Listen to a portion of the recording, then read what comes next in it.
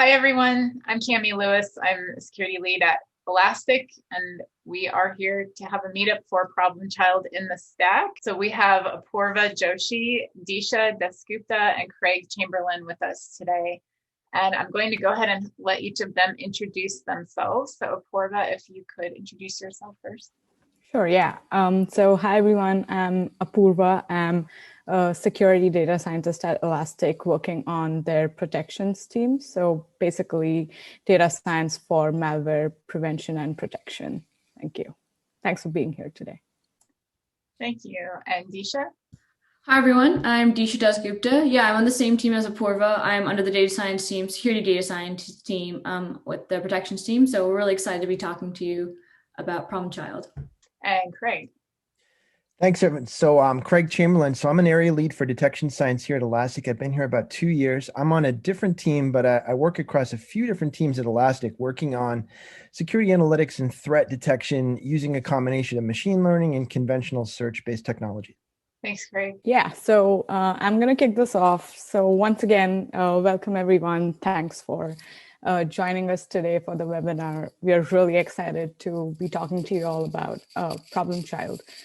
And for today's talk, we'll do a deep dive into what ProblemChild really is and how we went about implementing it in the Elastic Stack. We also have an exciting announcement towards the end, which some of you probably know about, but yeah, we're still hoping that all of you will stick around till the end for that. Cool, let's begin. So what exactly are we trying to solve with ProblemChild? In the survival context, living off the land means to survive only off of resources you can harvest from natural land. This is great for people who wish to go off the grid, become self-reliant and all that. And while living off the land in the real world can be pretty daunting, living off the land for attackers in a target environment is kind of convenient, given that it opens up pre-built tools. Next slide. Pre-built tools and features in the environment for them to use. Typically, prevention technologies use signature-based approaches or indicators of compromise to detect malicious activity. But using pre-existing, supposedly benign software prevents living off the land attacks from being detected.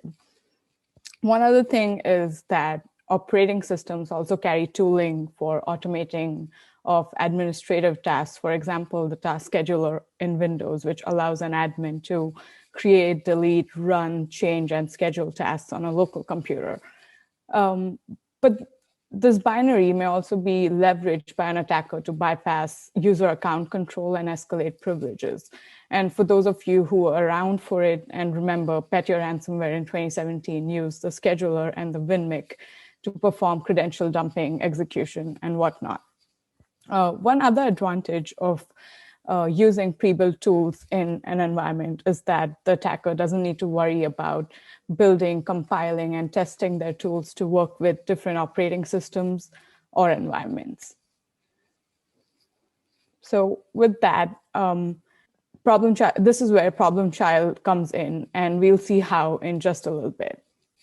So today we'll start off with some background on ProblemChild, the problem we are trying to solve and how. We'll then talk about why the Elastic Stack is a good candidate to implement ProblemChild, and then dive into how we went about implementing it in the stack, followed by some great case studies highlighting how it actually helps detect attacks and any challenges we faced along the road and what's next for us. So yeah, like I mentioned, living off the land attacks are hard to detect, but things can get a little interesting when we view them from a parent-child lens. So child processes are spawned by unusual parent processes or vice versa, and these can be indicators of malicious activity. For example, the winlogon process in Windows is always a child process of the session manager subsystem process. So if winlogon spawns from a different process, this would be deemed as suspicious. Some current solutions that exist to detect suspicious parent-child activity is writing rules and heuristics, which are great, but sometimes rules can be either too rigid or too lax and maybe don't generalize well. And not to mention the manual effort that goes into actually writing these rules, and the fact that they need to be tuned based on what you actually see in your local environment. So with ProblemChild, the goals still remain the same, where we want to detect living off the land attacks by identifying malicious parent-child relationships. But using machine learning, we hope to solve or at least somewhat mitigate the problem of poor generalization, while also gaining the added benefit of being able to rank and prioritize events for further investigation by security analysts. So yeah, ProblemChild has two main aspects. First is, of course, identifying an event as malicious or benign, and then flagging anomalous events for triage. An event is called anomalous if the process associated with it was spawned rarely from its parent, or in other words, if its prevalence across all the processes spawned by that parent is low. Now, along the way, we also found different metrics based on which we could flag processes as anomalous, which Craig will talk in a little bit. And yeah, while we're here, I also want to point out the evolution of ProblemChild since its initial conception by two really great people and mentors for us, Bobby Filer and David French, who used a graph-based approach using XGBoost to classify events and something called Louvain community detection to find anomalous events. Fast forwarding 2 years, we've taken over. And the implementation is now fully in the stack. And for those of you here who've been tweeting and emailing Bobby about when he's going to open source ProblemChild, we are glad to tell you that this is all going to be open sourced. Now, what exactly makes the stack a solid candidate for ProblemChild? For one, the stack opens us to multiple data sources from where we can get data for training, testing. What this also means is that ProblemChild can potentially detect malicious activity for Beats, Elastic Endgame, and Elastic Endpoint customers. There's also several really powerful processors built into the stack, in Kibana to be specific, which make all the featureization possible in the stack. And finally, the machine learning component, which is already built into the stack, which supports both supervised and unsupervised models, which cover the classification and anomaly detection aspects of ProblemChild. And yeah, with that, I'm going to kick it over to Disha. Thanks, Apurva. Yeah, so with the general description of ProblemChild, I wanted to go more into detail about our process and how we leverage the stack for ProblemChild. So the first part of ProblemChild is maliciousness and determining malicious events. And again, we used a supervised model in the stack to do that. And to get there, this is kind of how the workflow looks. So we started off with raw process events, and we ingested those into Elasticsearch, into an index is how Elasticsearch stores data using the Python Elasticsearch client. With those raw events, then we wanted to process them and featureize them so that they were ready for training. So as you can see, we used a couple different processors that are available in the stack, and there's a bunch available. We just happen to use these ones.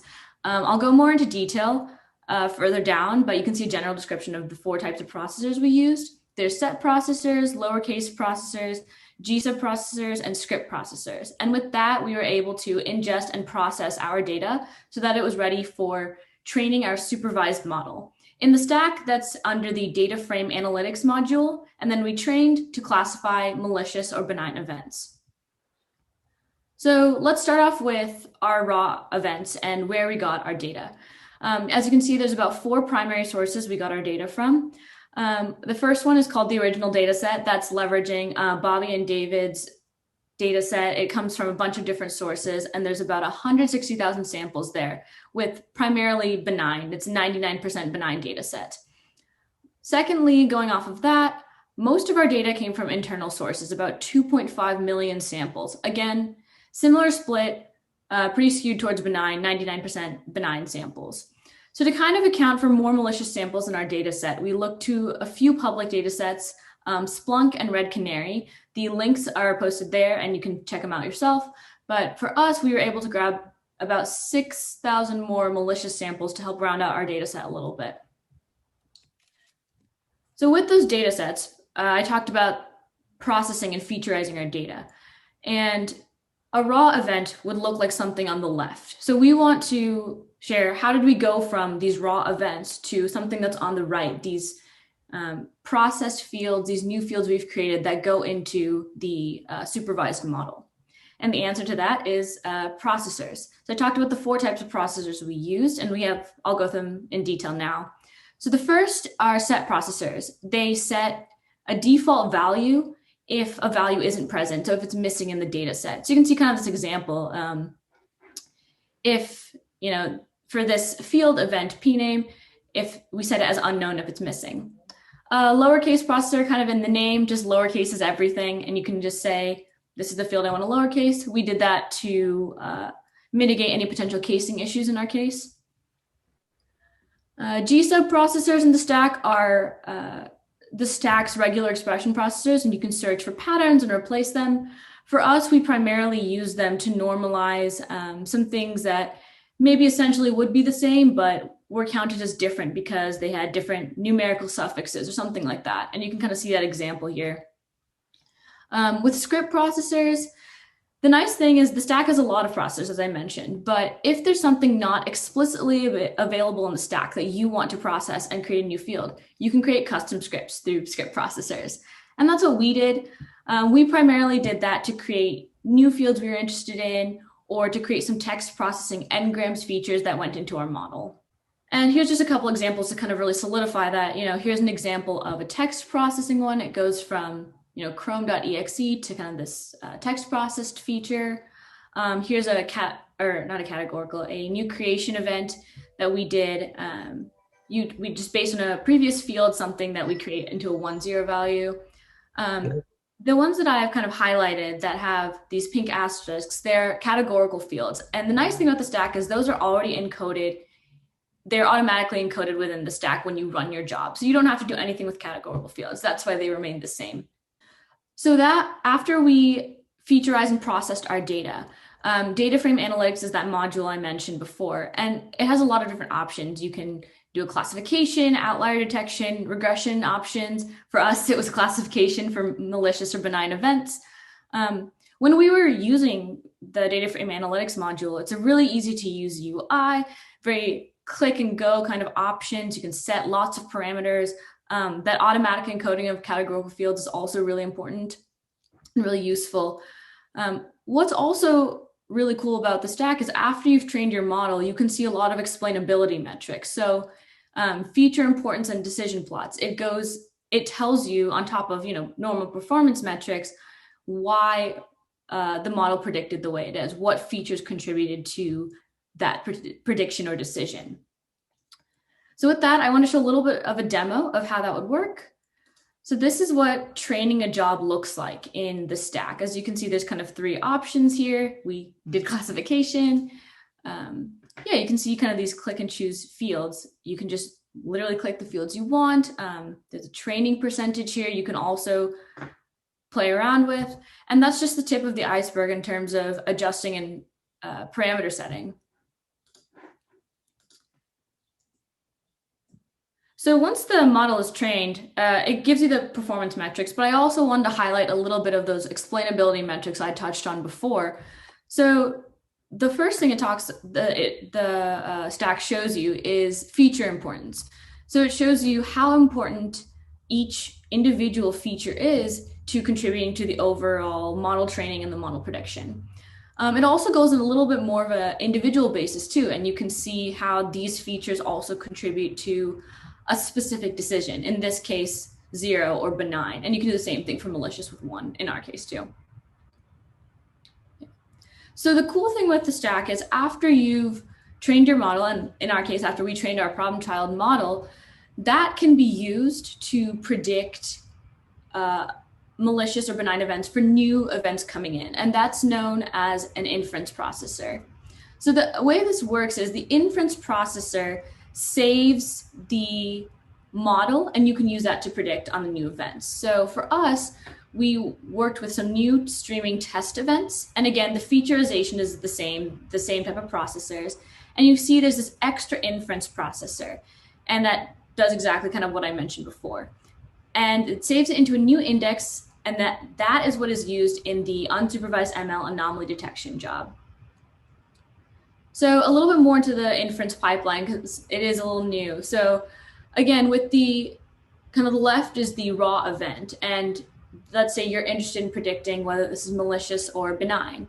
So same kind of processors as before. This time, what you would add is an inference processor. And you can see our example here, ProblemChild. This is the model ID or what it's saved under. And you just put that processor in, and what you get back are these enriched documents. And what the enriched document gives you on top of everything else is an actual prediction. So this is YPred is the prediction. In this case, this one is classified as benign because it's 0. It gives you a lot of metrics into maybe why that prediction happened, feature importance again, and that's all used when it goes into detecting anomalous events in the next step, which Apurva is going to talk about now, so I'll pass it over to her. Yeah, now that we've learned how the classification works and how to make predictions on raw events that come in, and which means at this point we've identified malicious events. Let's look at how we find anomalous events from these malicious events using anomaly detection that's already built into the stack. So the biggest plus about anomaly detection in the stack is that automatically models the behavior of your time series data, identifying trends and periodicities in it. It also has a wide variety of detection functions like rare, high count, high sum, which are commonly used in the context of detecting anomalies. It also assigns scores to anomalies that it detects and ranks them in order of severity. And finally, influencers, which provide context for why something was called an anomaly. And yeah, overall, the UI is great, and the final view, how it lists anomalies, is great for security analysts to decide what needs their immediate attention. Similar to the data frame analytics demo, I'll show you that in a little bit. Like I mentioned before, one of the metrics we've used to identify anomalous events is looking for rare child processes for a given parent process. Now let's see how you'd convert this statement into an anomaly detection job. The key things that you need to define for the job are the bucket span, detectors, and influencers. The bucket span is the time period at which you want to model the data. And it should be set such that it doesn't result either in too many anomalies or too few. And this ultimately depends on the frequency of data in your environment and requires a tiny bit of tuning and experimentation, but nothing too bad. So as you can see here, for our environment, a bucket span of 1 hour was optimal. Next, coming to the detectors, they define what an anomaly actually means. And this is where you define what function you want to use. The by field, as you can see, which is the field to apply the function on, and the partition field. What the partition field does is it creates different statistical models for that field. So in our case, our function name would be rare because we want to detect rare process names. And the by field, by extension, becomes the process name. And we want to treat each parent process separately to find anomalous child processes per parent. So the partition field here becomes a parent process name. And finally, the influencers, which are supposed to provide context about the anomaly. So here we went with process name, parent process name, and the command line arguments as influencers. So yeah, this is a little snippet highlighting some of the features we've been talking about and how it looks in the UI. So yeah, you can see the top influencers to the left, and you can also see an ordered list of anomalies and associated influencers and their severity scores. You can also click on each of the rows displayed there to dig into their individual time series and get a deeper insight into why something boiled up as an anomaly. So yeah, now moving on to what everybody really is here for, the performance and how good ProblemChild really is. Like, does it really identify living off the land attacks? So yeah, I'll be talking a little bit about the supervised model results and then hand it off to Craig, who will present some of the interesting case studies that we observed. Yeah, so for the supervised model, we found that the false positive rate was super low, but a slightly high false negative rate. And we are continuing to do some experiments to better that false negative rate.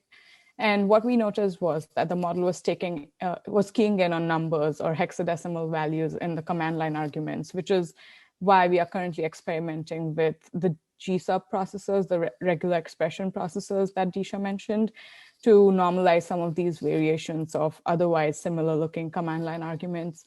We also found that the model was missing combinations of parent, child process, and command line that had little to no representation whatsoever in the training set.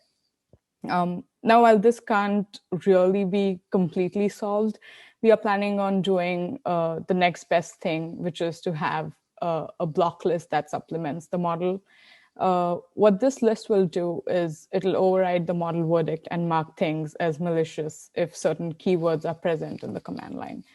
Now I'm going to kick it off to Craig to explain some of the case studies that he's been working on. Okay, thanks. So we have 4 example case studies to show you in the output from the model. And these results were produced in a couple of different ways. So first, as we just saw, we're looking for outliers in the values in the process data. The reason being that outliers are interesting, and it's a technique that we use often because outliers in process data can often find malicious or suspicious activity that are missed by some of the other detection technologies. And so the combination of outliers with the malicious classification here we find is very productive. The other one is looking for clusters. Clusters in this case, or clustering in this case, means that we saw a series of multiple events with malicious predictors that had the same parent process in common. And this can be interesting because this will often describe something that if there's a multi-step attack chain where there's reconnaissance followed by persistence followed by more reconnaissance or lateral movement, sometimes we can spot those. We can find those reliably with clustering. And if we see a cluster of malicious events that are anomalous, then the chances are pretty good that it's a genuine correlation, and it's something that is a true positive that's possibly high priority. So the first one, if we go next. So what we've done is in our test data, we've run a number of data sets through the model, as you saw, including the atomic red team data. And so in this case, what we found is we found an example of persistence mechanism using a technique called indirect command execution, which is a means of instantiating a persistence mechanism. It basically, it provides for invocation of one program under Windows whenever another is executed. And so this is classified. This is in the, all of the examples I'll show you are in the MITRE attack matrix. This particular one is T1202. And the next one, you can head, so this slide, so what I've done here is the first slide is the output as you would see from the unsupervised machine learning models. These are the actual command line events. If you were running a search, if you were investigating this and you were going and running a search and wanted to see the actual process events, this is the actual process event. You can see that this is actually a 1202 payload. So next one. So in this case, we've got another persistence mechanism. This one's using 1543, which is called Windows Service, which is a way of modifying the fact service to run something else, in this case, PowerShell. And this is just another means of establishing persistence on a Windows host using system programs or lull bins that are sometimes overlooked by conventional detection technologies. And I'll elaborate more on that after the next 2 examples.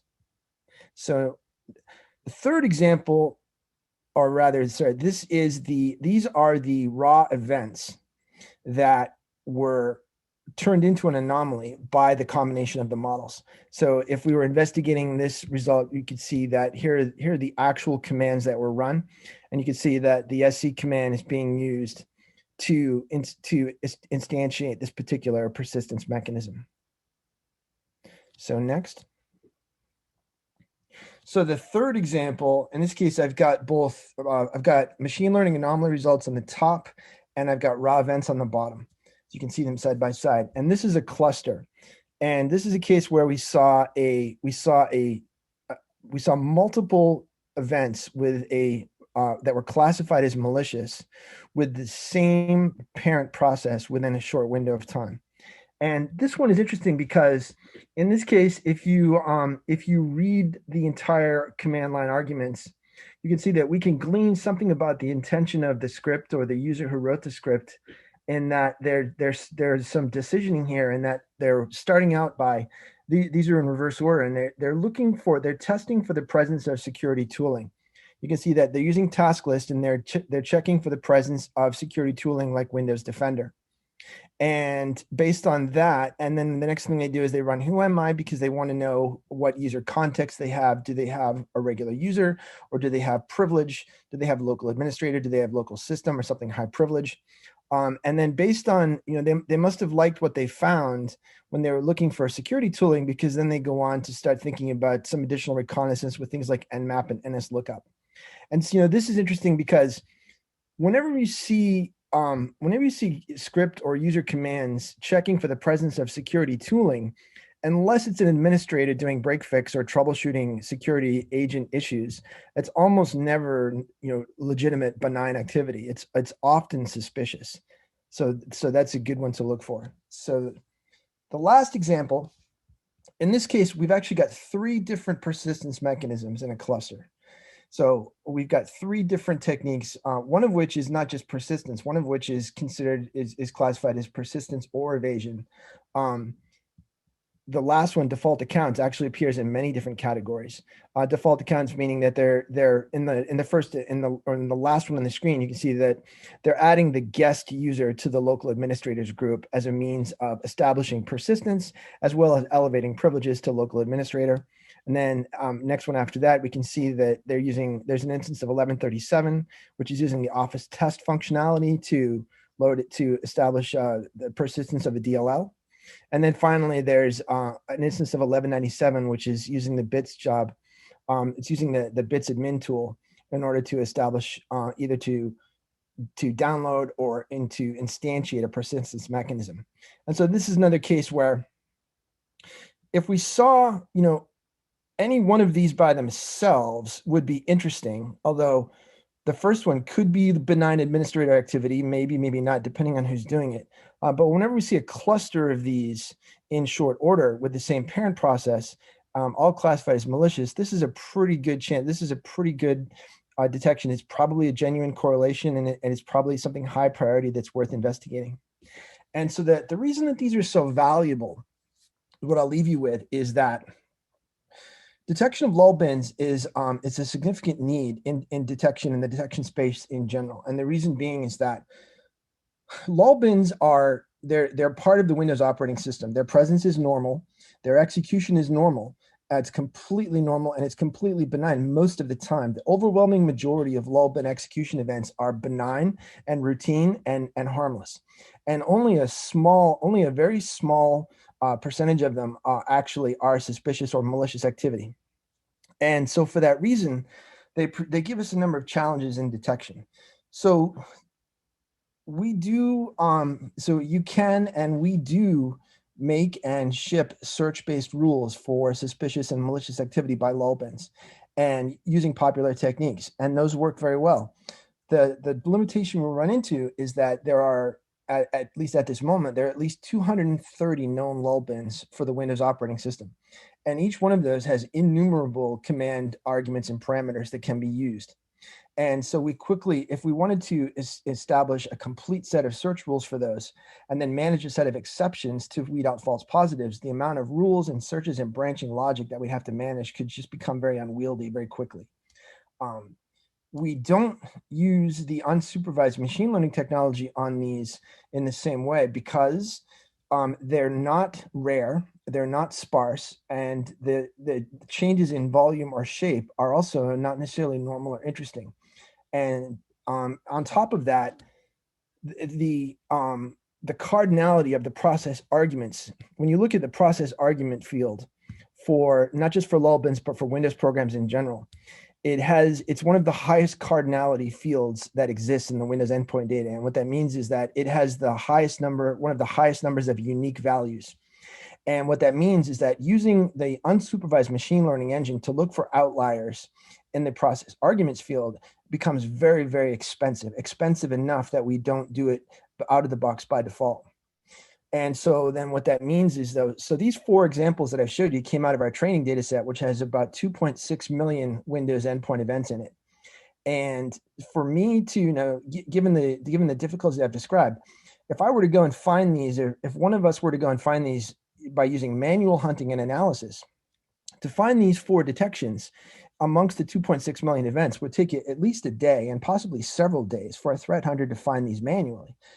Versus where we can produce these in a matter of minutes using the pipeline.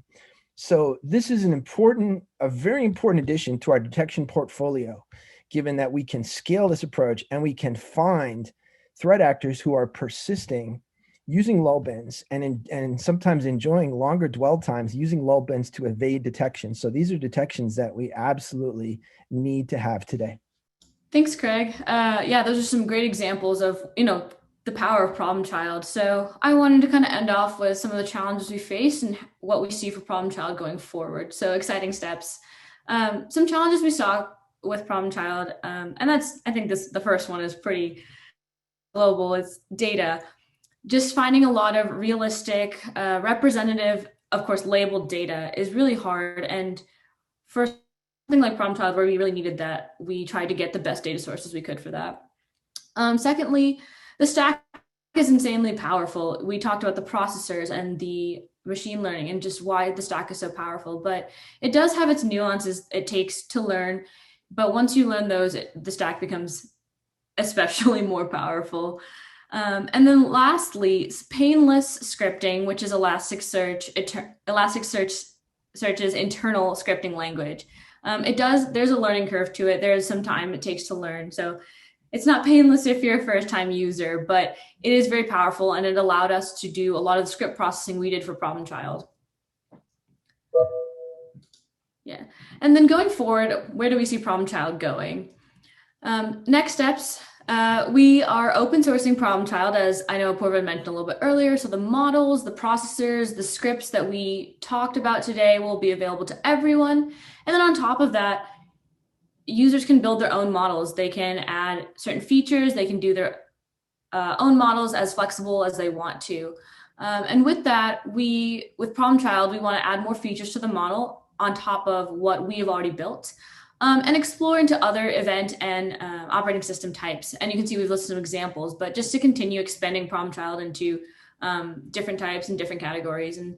But for now, ProblemChild will be released in Elastic 7.13, which is super exciting for us and hopefully exciting for you guys too.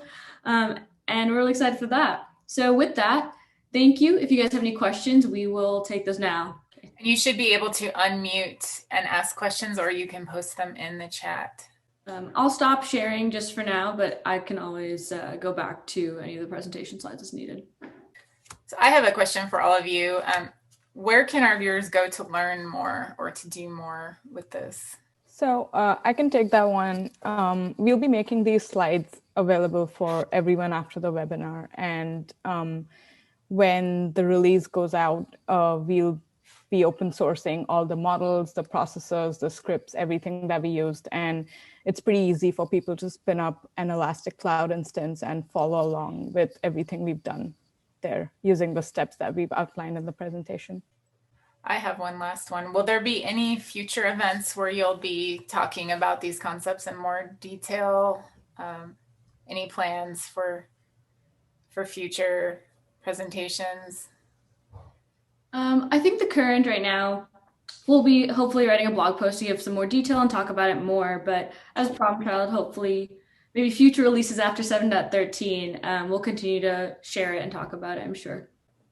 And yeah, if folks are interested, Craig spoke about some case studies, but as you'll see when we share the presentation, there's lots more of those in the appendix. So if folks are interested, we might just do another presentation or meetup where we talk just about the security aspect of this, which even personally for me would be really interesting to see. Yeah, that's a good point. There are, I think, 12 detection case studies in total in the presentation. I have a question. So when you train your model, is each event is processed independently of the rest of them, or do you actually look at the sequence of events in some way or another? Yeah, so the events are processed individually. So all those processors run for each event, and then that is ingested. So it's not a specific order or anything. It just goes one by one. Okay. Is there any value, have you given some thought about just sort of keeping the state and just actually analyzing the sequence? Because often the maliciousness, as you pointed out, the fact that, for example, that you have a cluster of events, right, with the same parent, that makes it that more malicious, right? So that kind of increases your confidence that something is a malicious event, if you actually see another one from the same parent and then another one. So at some point, the probability becomes quite high that you have a malicious event. But that's not done by your model, right? This is done sort of in post-processing. Did I understand it correctly? Yeah, you're right. So when we process events, like the pre-processing happens individually on each event, and each event just has the process name associated with the event and the parent process name. But one of the case studies that Craig highlighted, which was the high sum for each, each process.